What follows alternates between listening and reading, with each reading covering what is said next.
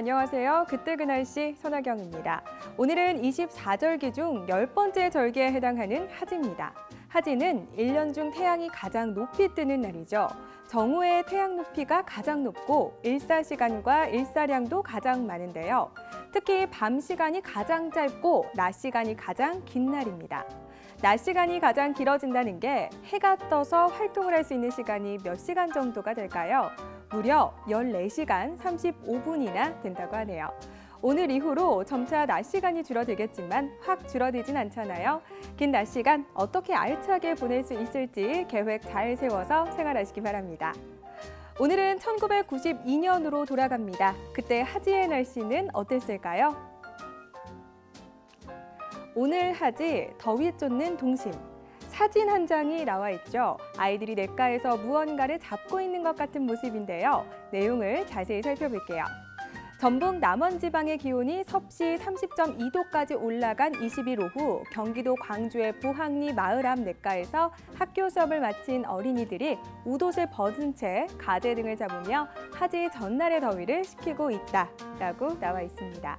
가재를 잡고 있는 아이들의 모습이었네요. 제가 어렸을 때만 하더라도 할머니 댁에 내려가면 개울가에서 다슬기도 잡고 조그만 물고기도 잡곤 했는데 요즘은 개울가나 냇가의 물이 너무 많이 오염이 돼서 이 다슬기나 가재가 살지를 못하죠.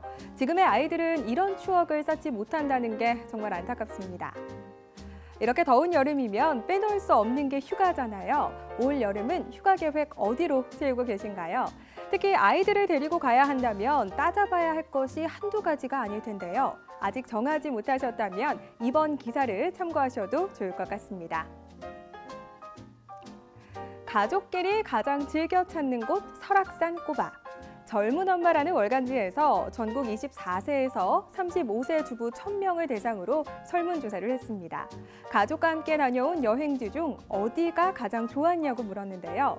1위는 23.6%로 설악산이 차지를 했습니다. 그 뒤로는 부산이 17.3%로 2위를 차지했고요. 3위는 제주도, 4위는 강릉과 경주, 5위는 동해안이 차지를 했습니다. 이 설문은 가고 싶은 곳이 아니라 다녀온 사람들을 대상으로 한 설문 결과니까요. 믿고 참고하셔도 될 것 같네요. 혹시 1위 장소인 설악산을 보고 산으로 떠나려고 하시는 분이 계신가요? 산은 집 앞에 있는 산에 가볍게 오르는 게 아니라면 항상 철저하게 준비를 하고 가야 합니다. 특히 봄, 여름에는 날씨가 덥다고 가볍게 입고 갔다 저체온증으로 사망하기도 하고요. 가을, 겨울에는 눈이나 서리로 인해 미끄러져 낙상사고를 당하기도 합니다.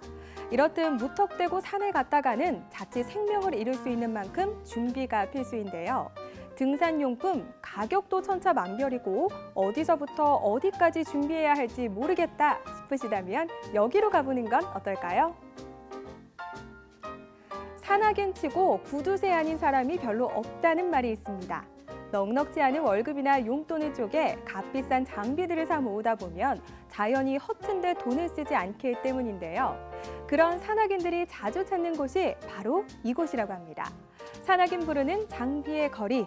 서울 남대문 시장에 가면요. 전문 등산 장비점 거리가 있는데요. 일반 시장이나 운동구점 가격 수준인 정찰 표시 가격보다 25%에서 30% 낮게 값을 불러놓고 그 이하로는 웬만해서 깎아주지 않는 게 이곳의 고집스러운 관행이라고 합니다.